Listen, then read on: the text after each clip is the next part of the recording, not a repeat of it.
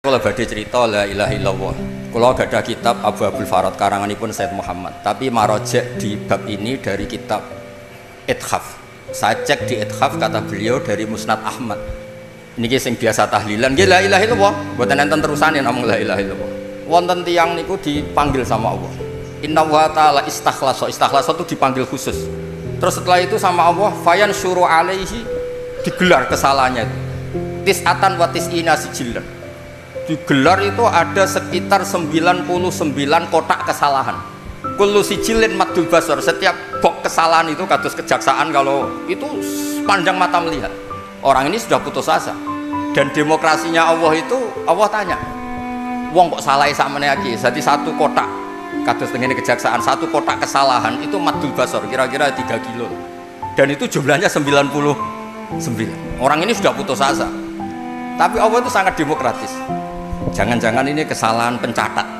Walhasil terus pangeran tanglete iku azolamat kakatabati. Apakah penulis-penulis malaikat saya itu sentimen sama Anda sehingga ketika Anda salah ditulis, kalau bener gak ditulis?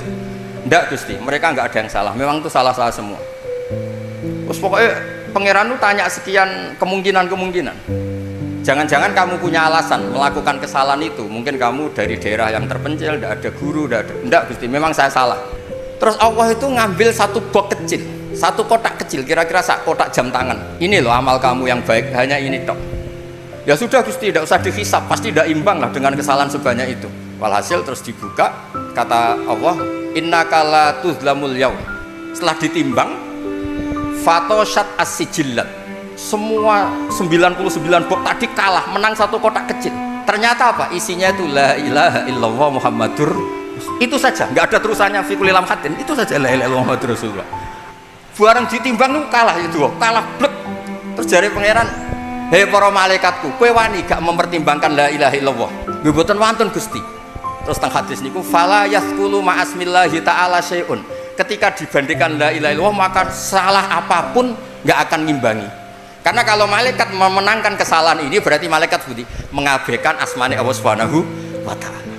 Mulane jenengan soalnya anak mati la ilaha illallah Muhammadur Rasulullah, soal jenane maklaran politik. Niku ngomong matur ngeten mawon ambek Mungkar Nakir. Saya sering muni la ilaha illallah. Kamu berani mengabaikan kalimat tauhid? Mesti jawabannya boten berani. Akhirnya udkhulil jannah, wa mlebu swarga.